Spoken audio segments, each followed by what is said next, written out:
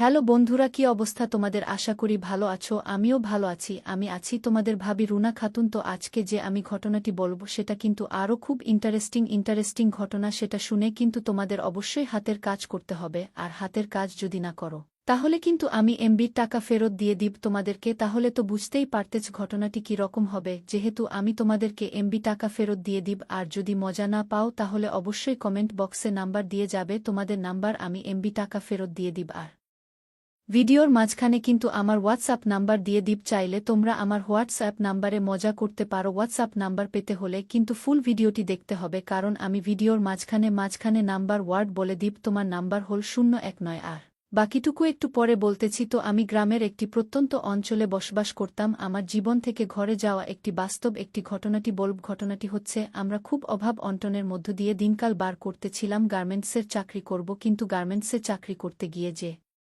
আমার সাথে জীবনের সাথে এটা ঘটে যাবে সেটা আমি কল্পনাও করতে পারিনি। আমার জীবনটা কিন্তু একদম তছনছ করে দিয়েছে। সে লাইফটা তা কি এমন করেছিল আমার এদেশে আমার সাথে, সেটা শুনতে হলে অবশ্যই ভিডিওটি দেখতে থাকো। তো আমি প্রত্যন্ত গ্রামের জন্মগ্রহণ করার যোগ করায় আমি চেষ্টা করি ইনকাম করার জন্য। তো ইনকামের ভালো কোনো গ্রামের সোর্স না থাকায় আমাকে আমার ফুফাতো বোন অফার করে, চল তাহলে ঢাকাতে যায়, ঢাকাতে গিয়ে একটা গার্মেন্টসের জব কর, সেখানে জব করলে অনেক টাকা ইনকাম করতে পারবি, নিজেও চলতে পারবি, ফ্যামিলিকেও চালাতে পারবি। সে আমাকে সব অফার করার পরে আমি চেষ্টা করলাম তার সাথে যাওয়ার জন্য, যেহেতু এখন আমার এরকম কোনো ইনকাম সোর্স ছিল না, ফ্যামিলিকে চালানোর মতো ইনকামও ছিল না, ফ্যামিলিতে কেউ কাজকর্ম করত না, যা করেন আমার নিজেকেই করতে হবে। এভাবে আমি তার সাথে ঢাকাতে চলে যাওয়ার উদ্দেশ্যে রওনা হয়ে যাই। বাসা থেকে বের হওয়ার পর তার সাথে আমি চলে যাই ঢাকা থেকে, কিন্তু ঢাকাতে এসে আমাকে নিয়ে এমন একটা জায়গা চলে যায় সেটা আমি কখনো কল্পনা করতে পারিনি যে সে আমার সাথে এটা করতে পারবে। রাত 10টার সময় বাসে উঠে পড়ি। বাসে ওঠার পর আবার সে আমাকে বলে, তো তুমি সরাসরি এখান থেকে ঢাকা আসবে, ঢাকায় এসে মিরপুর 10 নাম্বারে এসে আমাকে একটা কল দিবে। আমি বললাম আচ্ছা ঠিক আছে, সমস্যা নেই। আমি বাস থেকে আমি অটোতে করে চলে যাচ্ছিলাম মিরপুর 10 নাম্বার সেক্টরে। সেখানে সে দাঁড়িয়ে রয়েছে, আর সেখানে আমার জন্য একটি চাকরি ঠিক করে রেখেছে। কিন্তু এই চাকরিটা ঠিক করে রেখেছে সেটা আমি জীবনেও কল্পনা করতে পারিনি সে আমাকে এমনভাবে ব্যবহার করতে পারে। তাই মিরপুর 10 নাম্বারে না আমার সাথে সে আমাকে বলে, তো তোর আসতে কোনো সমস্যা হয়নি? তো আমি বললাম না, তেমন কোনো সমস্যা হয়নি। তো মাঝপথে ঝামেলা হয়েছিল, মাঝপথে বাসটা একটু সমস্যা হয়েছিল, ওখানে আমাদের সময় একটু কাটিয়ে গিয়েছিল, যার জন্য আজকে আমাদের অনেক দেরি হয়ে গিয়েছে। তো সমস্যা নেই, চল আমরা বাসার দিকে রওনা হয়ে বাসায় গিয়ে ফ্রেশ হয়ে আমরা সাধারণ গল্প করব। তখন থাকে, তো বাসায় এখন না, আমরা একটু পরে যাব, আমরা এখন একটা পার্টি সেন্টারে যাব, সেখানে গিয়ে আমরা সারারাত একটু সময় কাটাবো। সময় কাটিয়ে আমরা সকালে বাসায় ফিরব। বাসায় ফেরার পরে আমরা চলে যাব আমাদের অফিসে গিয়ে তোকে চাকরিটা ম্যানেজ করে দিব যেমনে হোক। আমি বললাম,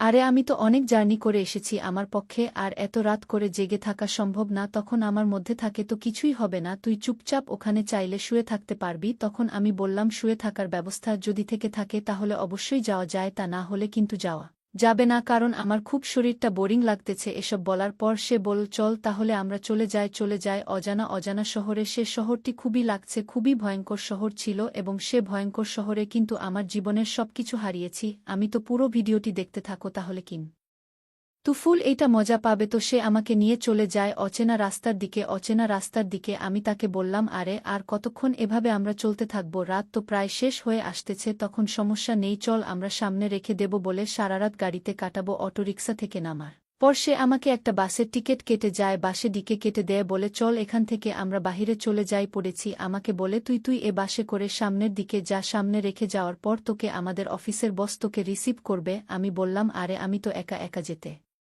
পারবো না, আমি তো চিনি না, তুই আমার সাথে চল। তখন সে বল, না আমার এখন সময় নেই, আমার পক্ষে যাওয়া সম্ভব না, তুই যা, গিয়ে আমাকে কল দিস, আমি সব কিছু বলে দিব। সমস্যা নিয়ে আমি তার সাথে কথা বলে রেখেছি। তো তার কথা মতো আমি তাকে ভালো মনে করে আমি বাস্তবে উঠে পড়ি। বাসে ওঠার পর সে আমাকে নিয়ে যায় টাঙ্গাইল যাওয়ার পরে টাঙ্গাইল থেকে আমাকে নিয়ে যাওয়ার একটা ছেলে এসে বলে, তো তুমি কি সেই মেয়ে? আমি বললাম যে সেই মেয়ে। আমার কথা তো আমাকে বলেছে তোমার নাকি খুব ইমার্জেন্সি জব প্রয়োজন, তো তুমি আমার কাছে এসো। সেতুর এত রাত হয়ে গিয়েছে, তুমি এখন তো আর অফিসে যাওয়া সম্ভব না, তুমি এখানে একটু ওয়েট করো। ওয়েট করার পরে আমরা সকাল থেকে আমরা ইয়েতে চলে যাব, তোমার চাকরিটা আজকে আমি কনফার্ম করে দিব যাতে তুমি কালকে থেকে জয়েন করতে পারো। আমি বললাম, ভাই আপনি কি চাকরি দিবেন? আমাকে একটু বলেন, সেটা তুমি কখনো কোথাও পাবে না তো আমার বুঝতে বাকি রইল না যেহেতু আমাকে একটা অচেনা জায়গায় সে আমাকে ফেলে দেখে চলে গিয়েছে আমার সাথে কি করতে চলেছেন তখন সে আমাকে সকাল বেলা বলে তো চল আমরা বাহিরে যাই বাহিরে যাওয়ার পরে সে আমাকে একটা নিষিদ্ধ পল্লীতে নিয়ে যায় সেখানে নিয়ে যাওয়ার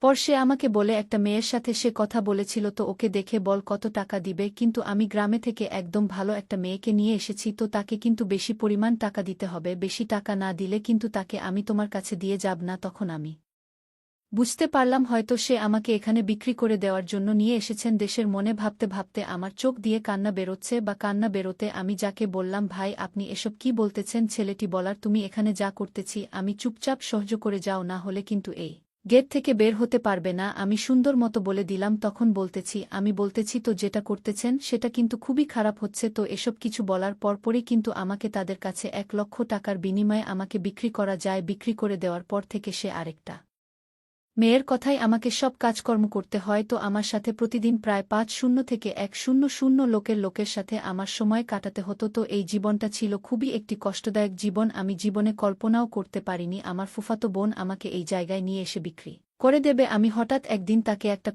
কল দিয়ে বলি যে তুমি যেটা করলে আমার সাথে সেটা কিন্তু একটা কাজ করিনি তোমাকে বলে তোর সাথে যা করেছি বেশ করেছি তোর তো অনেক টাকার প্রয়োজন নেই টাকা এবার ইনকাম কর আমি বললাম আমার টাকার প্রয়োজন ছিল কিন্তু এসব করার প্রয়োজন আমার ছিল না তো তুমি যে কি যেটা করছো ভালো করেছো তো এভাবে কিন্তু আমার জীবনটা চলতে থাকে প্রায় 8-10 বছর কিন্তু আমি সেখানেই কাটিয়ে ফেলি তো সেখানে আমি কিন্তু খুব একটি নিম্ন শ্রেণীর লোক হয়ে যায় সবাই আমাকে খারাপ বাসে গালাগালি করতাম ছিল না কারণ যেহেতু আমাকে এখানে বিক্রি করে দিয়ে গেছে 10 বছরের জন্য বের হতে পারতাম না আমার হাতে করার মতো কিছুই ছিল না তো ভিউয়ার ভিডিওটি কেমন লাগলো অবশ্যই কমেন্ট বক্সে জানিয়ে দিবেন দেখা হচ্ছে পরবর্তীতে নতুন আরও কোনো ইন্টারেস্টিং ঘটনা নিয়ে তো ভিডিওটি ভালো লেগে থাকলে এই তোমার বন্ধুবান্ধব সকলকে শেয়ার করে দিবেন যাতে পরবর্তী জানতে পারে তো ভালো থাকবে সবাই ধন্যবাদ সবাইকে।